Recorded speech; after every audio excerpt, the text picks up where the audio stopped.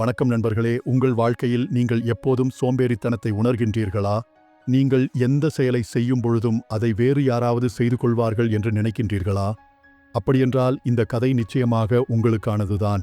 இந்த கதையை முழுவதுமாக கேளுங்கள். இது போன்ற சிறந்த கதைகளுக்கு இந்த சேனலை சப்ஸ்கிரைப் செய்து கொள்ளுங்கள். முன்னொரு காலத்தில் ஒரு அழகான விவசாய கிராமம் இருந்தது. அந்த கிராமத்தில் இருக்கின்ற மக்கள் அனைவரும் விவசாயத்தையே வாழ்வாதாரமாக கொண்டிருந்தார்கள். அதே கிராமத்தில் ரமேஷ் என்று ஒருவன் வாழ்ந்து வந்தான். ரமேஷ் மிகவும் சோம்பேறித்தனமாகவே இருந்தான். அவன் எந்த ஒரு செயலையும் மிகவும் எளிதாக செய்து முடிப்பதிலேயே கவனம் செலுத்தி வந்தான். அவனுக்கு தேவையான உணவுகளும் எளிய வழியில் கிடைக்க வேண்டும் என்று எண்ணிக்கொண்டிருந்தான். கிராமத்தில் இருக்கின்ற அனைத்து மக்களும் விவசாயம் செய்யும் பொழுது ரமேஷ் மட்டும் எப்பொழுதும் சோம்பேறித்தனமாக ஒரு மரத்தடியில் படுத்து உறங்கிக் கொண்டே இருப்பான். ஒரு நாள் அவன் சாப்பிட ஏதாவது வேண்டுமென்று தேடிக் கொண்டிருந்த போது ஒரு பழத்தோட்டத்தை பார்த்தான். அந்த தோட்டத்தை அங்குமிங்கும் சுற்றி பார்த்தான். அந்த தோட்டத்தில் காவலாளிகள் எவரையும் காணவில்லை. எனவே அவன் சீக்கிரமாக சில மாம்பழங்களை திருட முயற்சி செய்தான். ஆனால் அவன் அந்த பழத்தோட்டத்திற்குள் நடந்து சென்று மாமரத்தில் ஏறத் தொடங்கியவுடன் அந்த தோட்டத்தில் இருந்த விவசாயி அவனை பார்த்து அவனை பிடிப்பதற்காக அவனை நோக்கி ஓடி வந்தார். அந்த விவசாயி கையில் ஒரு கம்புடன் அவனை நோக்கி வருவதைக் கண்ட ரமேஷ் பயந்து போய் ஒளிந்து கொள்வதற்காக அருகில் இருந்த காட்டுக்குள் ஓடி சென்றான். அவன் சிறிது தூரம் காட்டிற்குள் நடந்து சென்ற பிறகு ஒரு அற்புதமான காட்சியை கண்டான். அது என்னவென்றால், ஒரு நரி இருந்தது. அதற்கு 2 கால்கள் மட்டுமே இருந்தன. ஆனாலும் அந்த நரி இப்பொழுதும் மகிழ்ச்சியுடன் அந்த 2 கால்களில் நடந்து சென்று கொண்டிருந்தது. இதை பார்த்த ரமேஷ் சிந்தித்தான்.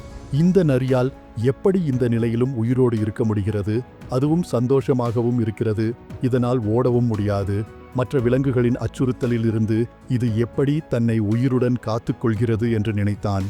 திடீரென்று அந்த வழியாக ஒரு சிங்கம் வாயில் ஒரு இறைச்சி துண்டை கவ்விக்கொண்டு நரியை நோக்கி வந்தது. இதை பார்த்த எல்லா விலங்குகளும் பயந்து ஓடிவிட்டன. ரமேஷும் தன் உயிரை காப்பாற்றிக் கொள்ள அருகிலிருந்த ஒரு மரத்தின் மீது ஏறிக்கொண்டான்.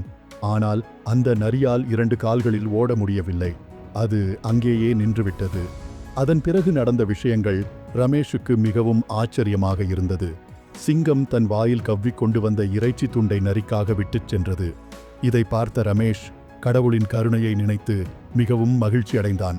பூமியில் எல்லாவற்றையும் படைத்த கடவுள் தான் படைத்ததை கவனித்துக் கொள்ள எப்போதும் ஒரு திட்டத்தை வைத்திருப்பார் என்று நினைத்தான். அதேபோல கடவுள் தனக்கும் ஏதாவது ஒரு திட்டம் வைத்திருக்க வேண்டும் என்று அவன் உணர்ந்தான். பிறகு அவன் அந்த காட்டை விட்டு வெளியேறி அவனுக்கும் யாராவது உணவு அளிப்பார்கள் என்று காத்திருந்து எங்கோ ஒரு சாலை ஓரத்தில் தனியாக அமர்ந்து விட்டான். நேரம் செல்லச் செல்ல அவன் சாலையை பார்த்து கொண்டே இருந்தான். தன் உணவுக்காக காத்திருந்தான். அவன் அங்கேயே 2 நாட்கள் உணவு இல்லாமல் காத்திருந்தான். கடைசியில் பசி தாங்க முடியாமல் அந்த இடத்தை விட்டு வெளியேறத் தொடங்கிவிட்டான். வழியில் ஒரு வயதான ஞானியை பார்த்தான். அந்த ஞானியிடம் சென்று அவன் நடந்த அனைத்து விஷயங்களையும் கூறினான். அந்த ஞானி முதலில் அவனுக்கு கொஞ்சம் உணவும் தண்ணீரும் கொடுத்தார். அதை சாப்பிட்ட பிறகு ரமேஷ் அந்த ஞானியிடம், ஞானியே, கடவுள் ஒரு ஊனமுற்ற நரியின் மீது கருணை காட்டி அதற்கு உணவு அளித்தார். ஆனால் ஏன் என்னிடம் மட்டும் மிகவும் கொடூரமாக நடந்து கொண்டார் என்று எனக்கு ஒன்றும் புரியவில்லை என்று கேட்டான். அந்த ஞானி சிறு புன்னகையுடன் கூறினார், கடவுள் நம் அனைவருக்கும் ஒரு திட்டத்தை வைத்திருப்பது உண்மைதான். நீயும் கடவுளின் திட்டத்தின் ஒரு பகுதியாக இருப்பதுதான் உண்மை. ஆனால் நீ அவருடைய திட்டத்தை தவறாக எடுத்துக்கொண்டாய். கடவுள் நீ நரியைப் போல இருக்க விரும்பவில்லை. மாறாக சிங்கத்தைப் போல இருக்க வேண்டும் என்று அவர் விரும்பினார். எனவே நீ அந்த நரியைப் போல பிறரிடம் இருந்து பொருட்களுக்காகவோ அல்லது உணவுக்காகவோ காத்து கிடக்காமல் சிங்கத்தைப் போல எல்லோருக்கும் உதவி செய்ய வேண்டும் என்று அறிவுரை கூறினார். அந்த ஞானியின் அறிவுரைகளை கேட்ட பின்பு ரமேஷ் அன்று முதல் அவனுடைய சோம்பேறித்தனத்தை முற்றிலுமாக தவிர்த்துவிட்டான். பிறகு தினந்தோறும் அவன் கிராமத்தினருடன் சேர்ந்து வயலில் வேலை செய்யத் தொடங்கினான். நண்பர்களே, நாமும் நம் வாழ்க்கையில் பெரும்பாலும் சில அறிகுறிகளை தவறாக புரிந்து கொள்கிறோம்.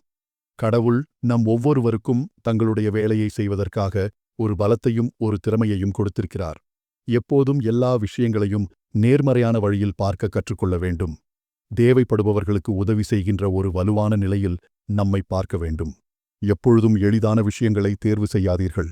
சரியான விஷயங்களை தேர்வு செய்யுங்கள்.